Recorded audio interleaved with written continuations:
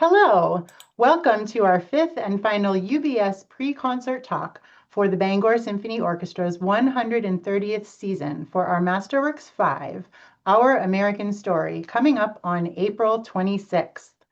My name is Renia Shterenberg, and I am the Executive Director of the BSO. Thanks so much for joining us. I'd like to take a moment to thank our sponsors, our pre-concert talk sponsor, UBS Argosy Wealth Management, our concert sponsor, Spectrum Healthcare Partners, our guest artist sponsors, Cross Insurance, and the Maine Community Foundation's Mimi Fund, as well as our season sponsors, Karen Foxwell, Laura Kimball, Cork Subaru, and the University of Maine, and our media partners, Bangor Daily News, News Center Maine, Maine Public Classical, and Sutherland Weston. Thank you so much for your support.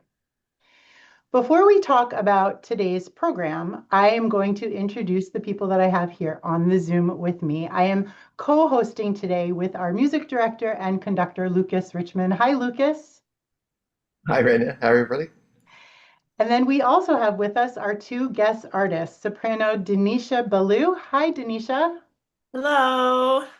And baritone Keenan McCarter. Hi, Keenan. Hello. So we'll get to talk with them in just a moment here with Lucas. Our program for this Masterworks 5 is a compilation of pieces written by American composers Joan Tower, Aaron Copland, Valerie Coleman, William Schumann, and George Gershwin. So thank you again so much for joining us. I am going to turn this over to Lucas. And Lucas, why don't you kick us off here, get us started. Absolutely. So thank you all for joining us. The program that you that we're talking about, and hopefully you will all be able to attend, is in celebration of the United States 250th anniversary of the founding of the United States. With that I constructed a whole program that spans really the timeline of the United States. In the piece by William Schumann, which we'll talk about in a little bit, it uses one of the early American composers' music into an expansion in a modern era.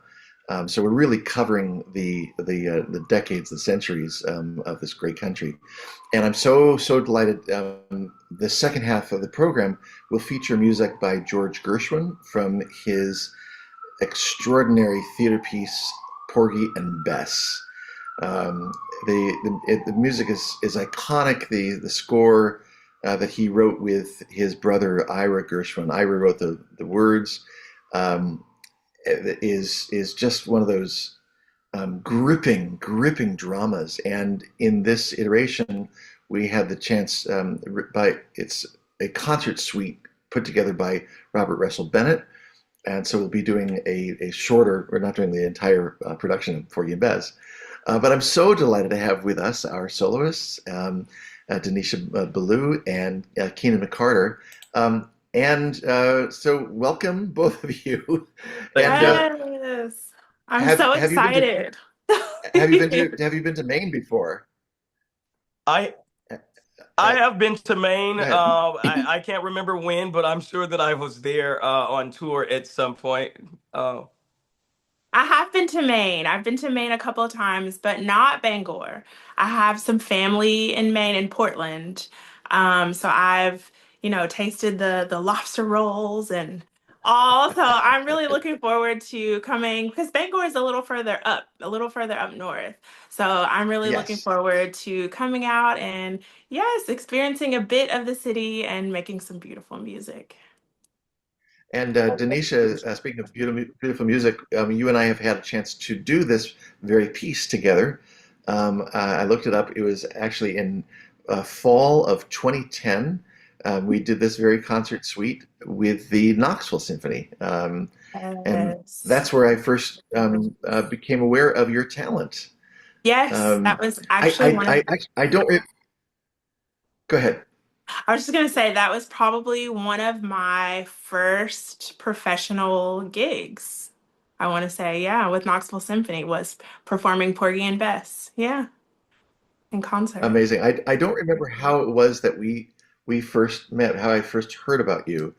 Um, Yeah. But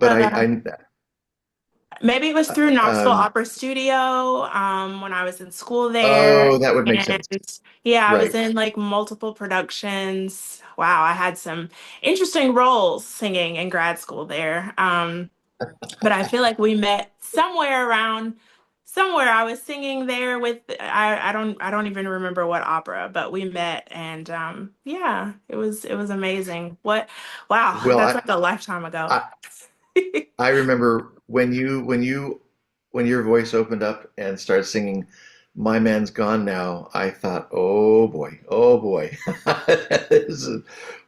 this is this is amazing, and I cannot wait to hear to have our audiences hear you sing "My Man's Gone Now" and the other wonderful songs from the score. Yeah, Um, uh, yes, I'm looking forward now. to it. Keenan, we haven't worked together yet, but you were introduced to us by Denisha. How is it that the two of you know each other? Interestingly enough, I met Denisha at an audition in somewhere in Tennessee, Nashville. in Nashville, and I heard her "My Man's Gone Now" before I met Oh, her. And I could look not at that. wait for those doors to open to see who was singing this aria. And Denisha came out, and I said, we must keep in touch.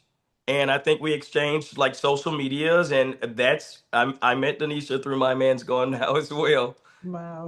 Wow, look at that. Look at that. That's so Um, funny. and the other song, of course, that starts this whole suite is "Summertime." So Mm. and people know and love that song. So you got your fill of great music with this. Now, Denisha, you have actually performed most recently Porgy and Bess with the Metropolitan Opera.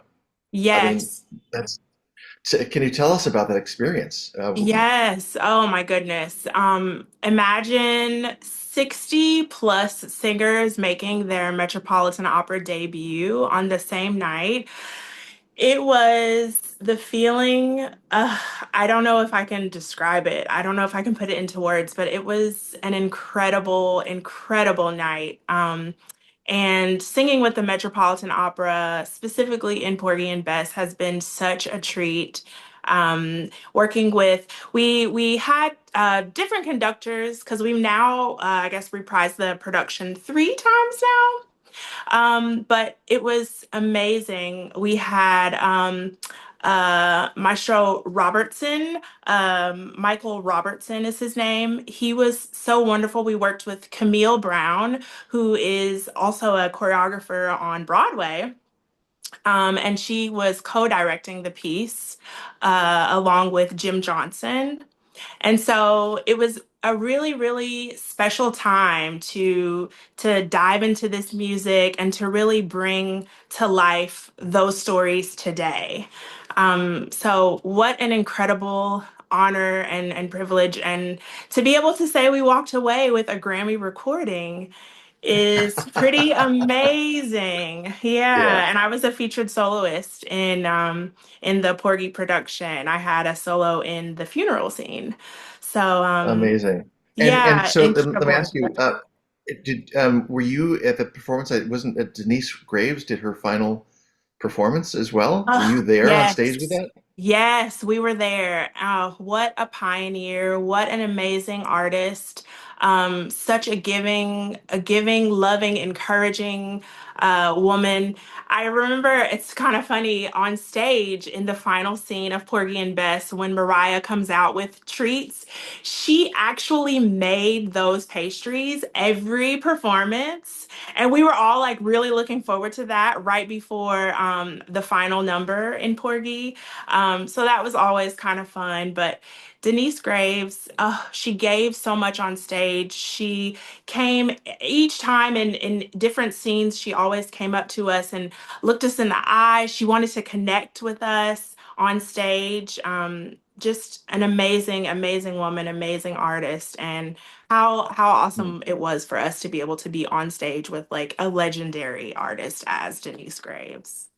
Yeah. What a legacy, and a wonderful thing for you to be have been part of that and to feel that and you take that Yes. to every performance that you do after that. Um, Yes. I Yes. thought we might talk about Gershwin just a little bit, and just because the music is as I said, so iconic. He actually began his musical life as a song plugger on Tin Pan Alley, um, and what they used to do, because they didn't have Spotify or anything like that. There would be rows and rows and rooms of these guys playing the piano, singing the latest songs, and um, he finally had a song to plug, which was Swanee, which Al Jolson sang and brought that to fame. And then he wrote a lot of his shows and songs, most iconic songs, with his brother Ira as lyricist. Um, Sadly, George Gershwin passed away just when he was about 39 or so. Mm. He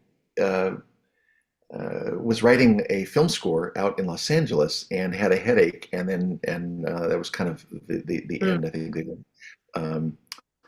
um, but the legacy that he left us with, over 500 compositions, I mean, so many songs. And he's best known for, of course, the Rhapsody in Blue, the Concerto in F, An American in Paris, Swanee, I Got Rhythm, his film scores, and Porgy and Bess. Hmm. Now, when we see these the titles of the songs in Porgy and Bess, the Summertime, A Woman Is a Sometime Thing, My Man's Gone Now, Bess You Is My Woman Now. Oh, and it ain't necessarily so. I actually do that. I love to sing that song. It's just I get such a kick out of it. Um, Yes. um, so now the words here, and I think it's important for us to bring some attention to the colloquial pronunciation of these words. Denisha, do you have um, when you did the production at the Met? I mean, is it's done in it's in the like a um, uh, a dialect from New Orleans, is it not? It's a Gullah Geechee dialect. And Right, so, primarily, the principal artists focused on making their dialect more cohesive. In the chorus, we were more concerned about like vowel placement and sounding more uniform. But yes, the Gullah Geechee dialect was something that Gershwin wanted to incorporate to make sure that the culture was in the piece. It was in the music. When he pulled the tunes from the people from the spiritual gatherings and community events, he wanted to make sure that we included that dialect. So yes, we did incorporate a bit of that in some of our solos in the Met production. right. And it just lends, I mean, certainly an authenticity to it places you right there. Hmm. Um, uh, Now, Keenan, you're going to be singing multiple roles, because this arrangement by Robert Russell Bennett has. I mean, normally in the opera you'd have Sport and Life and you'd have Porgy and this and that, and you're singing it all. I'm doing it all.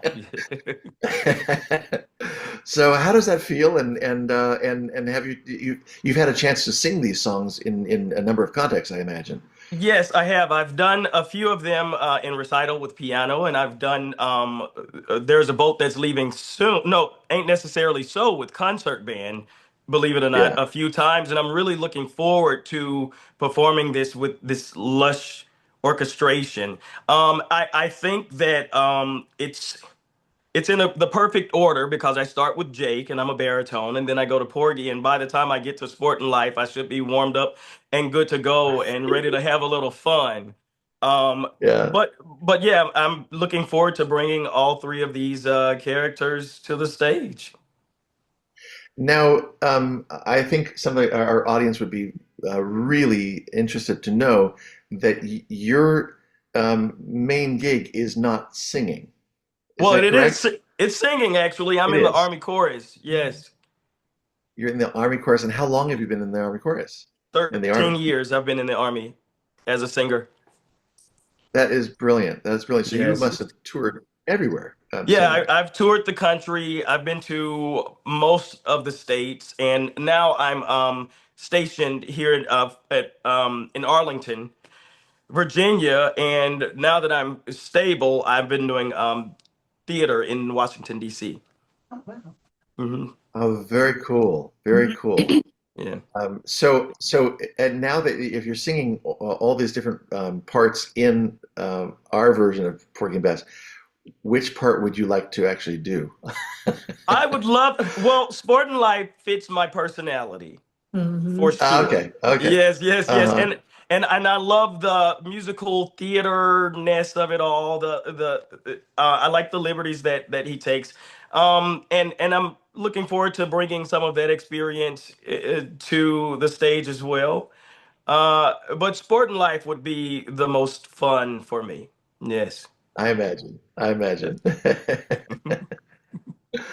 Now, Denisha, you had mentioned that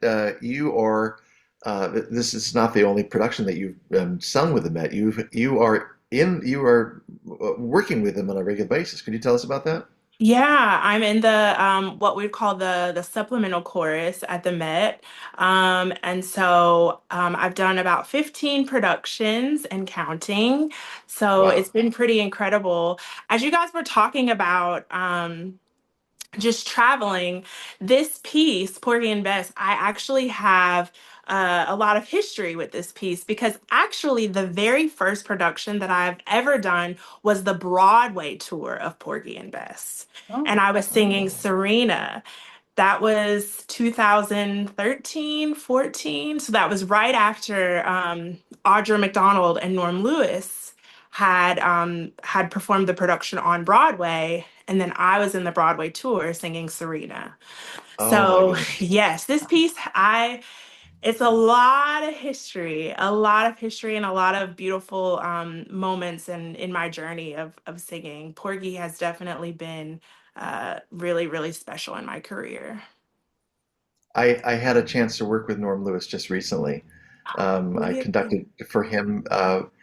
He sang the opening song, uh, "Oh What a Beautiful Morning" for Spike Lee's film "Highest to Lowest," and Yes. we recorded it in New York at the Manhattan in the Hammerstein Ballroom, Manhattan Oh, Center. wow.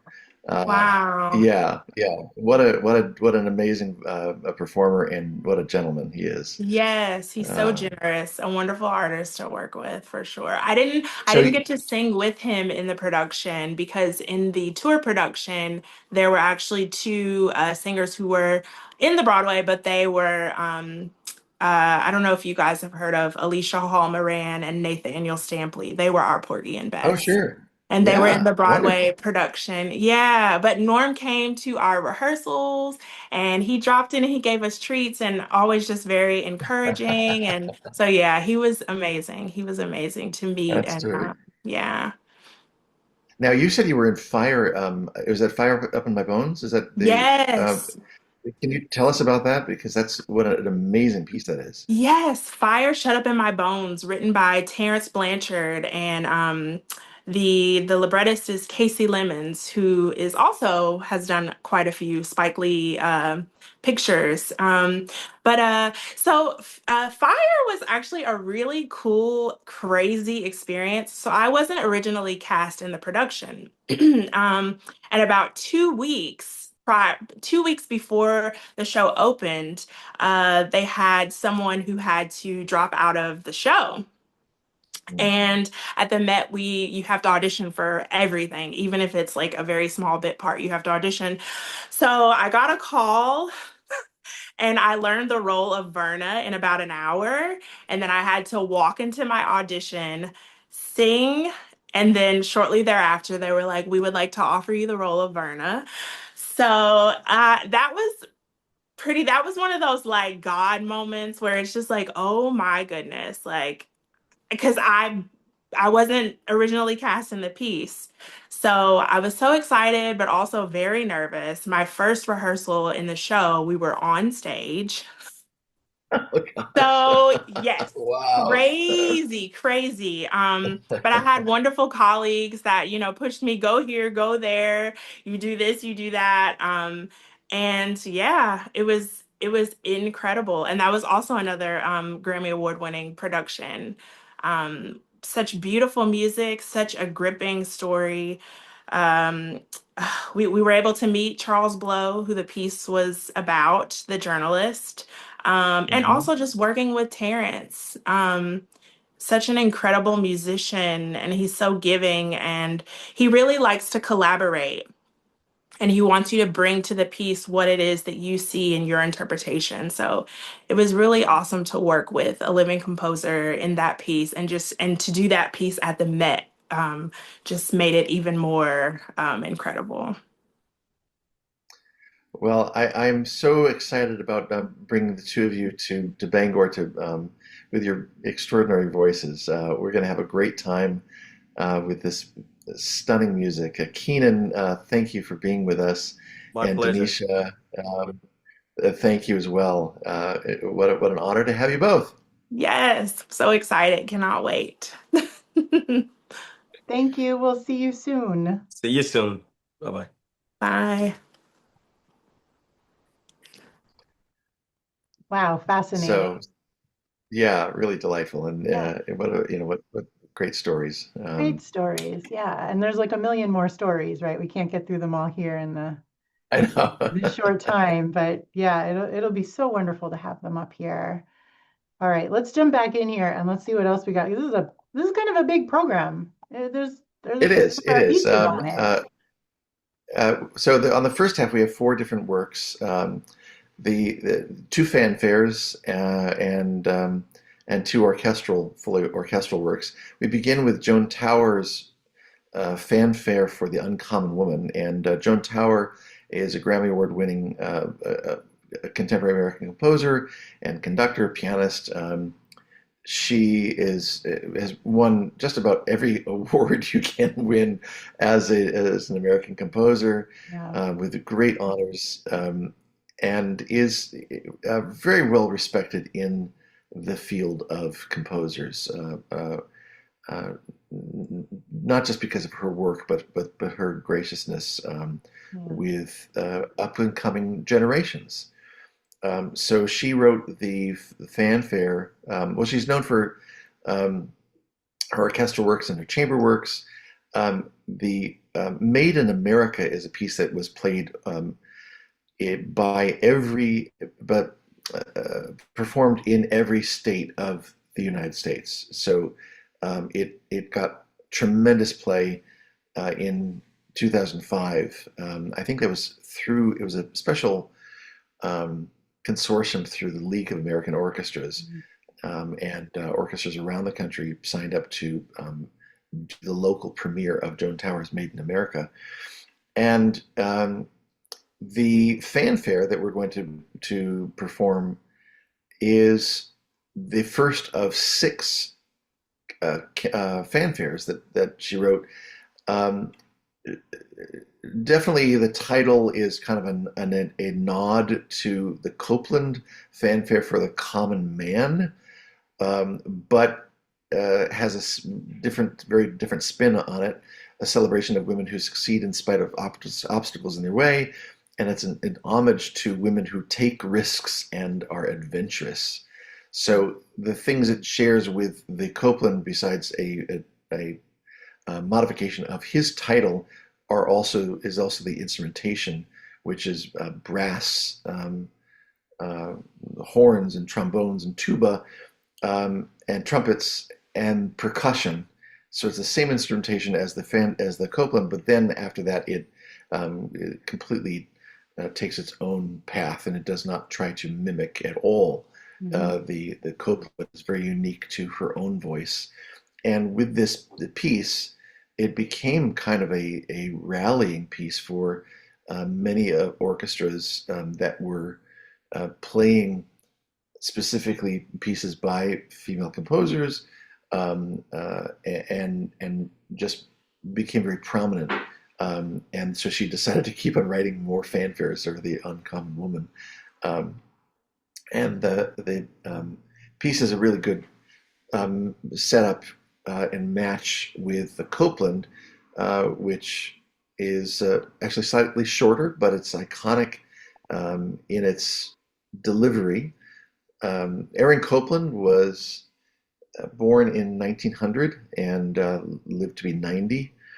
Born in New York, and incorporated jazz and folk music into his pieces. I love that he was a spokesperson for the advancement of indigenous American music. He was very involved in um, finding American sound and promoting what is American, truly American. And with that, the certain intervals that he would use in his music were the larger intervals of a fourth instead of thirds, but fourths and fifths had this open air kind of quality that people would uh, immediately ascribe to being at the Grand Canyon or being seeing the plains of America, the openness of America, and he really defined that what is an American sound. Mm. And the Fanfare for Common Man was one of 18 um, uh, fanfares that were commissioned by Eugene Goossens for the Cincinnati Symphony during World War II as a means for inspiring uh, uh, patriotism and to give hope. Um, Copland himself wrote over 100 pieces, won a Pulitzer Prize for his Appalachian Spring, um, and wrote film scores and symphonies and ballets. We know, of course, Rodeo, Billy the Kid, and the Lincoln Portrait, a dramatic piece using the actual words of Abraham Lincoln in the course of the piece. I have a story that I tell about my interaction with Aaron Copland. Um, I did meet him when I was 16, but 10 years prior to that, I was very well aware of his music as a 6-year-old. I was kind of precocious, and I wrote him a letter, and he responded with a beautiful a postcard wishing me luck in my composing, that sort of thing. So Oh, his music has always been very near and dear to my heart. And this particular piece he used as the basis for the finale of his Third Symphony. So uh, the piece itself is just 2 minutes long. 1942, in the middle of World War II, and there you see his actual notation, yeah, um, manuscript. and it begins with this very dramatic booming of the percussion, boom, boom, boom, boom, and before the fanfare of the brass coming in, the trumpets. Um, so when you hear it, like, oh, I know that piece. Yes, it's Aaron Copland. Yep, very Um, familiar. from the Copland, we moved to the music of Valerie Coleman.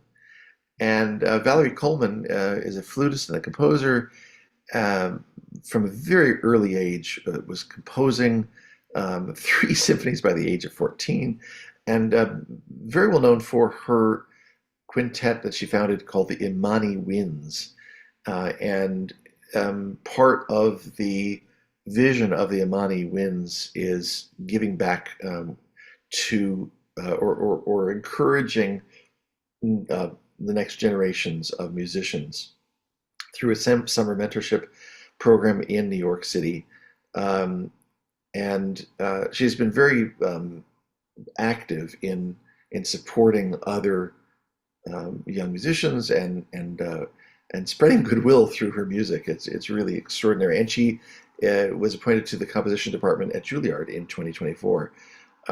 Her piece that we're so she's known for a number of works, chamber works, orchestral works, um, and the piece that we're going to do is Umoja, Anthem of Unity for orchestra. Originally, I think she wrote this for her woodwind quintet and then expanded it for orchestra. So the piece itself is about 11 minutes long, and it is melodic. It has a very rhythmic kind of pulse to it. Um, and it's, I think, a wonderful centerpiece to the first half of our program, tying together the fanfares of Joan Tower and Aaron Copland to the music of William Schumann, which follows Valerie Coleman's piece. This was the first commission by the Philadelphia Orchestra from an African American woman, and crazy that it took until 2019 before that happened, Yeah. but there we are. And the piece is an exploration into the meaning of freedom and unity. So it's a beautiful piece. It's been played all over the country, and I'm really thrilled that we're able to bring it to Bangor. We've conclude our first half of the program with music by William Schumann. And William Schumann grew up in the Bronx playing music, and he was going to be going into business, but he had an epiphany when he was 20, when he went to a symphonic concert and said, I want to be a composer. Not just a composer, but a serious composer. Right? A serious composer, yes. And Aaron Copland himself wrote that Schumann is, as far as I'm concerned, the musical find of the year. He very quickly had a fan base, as it were, with the greats in music. And while he himself is maybe not as much of a household name as Aaron Copland and Leonard Bernstein, his influence in American music was felt far and wide. He was served as the president of the Juilliard School from 1945 to 1961, and then he was very influential in the creation of the Lincoln Center from the very beginning as president of the Lincoln Center, 1961 to 1969, and then was given a special Pulitzer Prize in 1985. William Schumann's music continues to be played. One of the pieces that I love is a piece called, he does by Charles Ives, My Country, My Country 'Tis the, of the, he has an arrangement, an orchestral arrangement of the music by Charles Ives that's done a lot. Also, of course, his Casey at the Bat baseball cantata. He wrote 10 symphonies. I mean, he was very, very prolific. Yeah. The piece we're going to do is called the New England Triptych, and this takes 3 hymns by the early American composer William Billings and sets them in an orchestral symphonic form. It originally was going to be an overture. It was actually premiered as an overture, the William Billings Overture by Arthur Radzinski, and then he revised the piece and never was the overture done again. He turned it into these 3 pieces, the New England Triptych. Be Glad Than America, When Jesus Wept, and Chester, written in 1956. The piece is 16 minutes long. Really shows off the orchestra in a great way, and Chester is triumphant in its end. It's a fun piece to play, and it's a blast to listen to.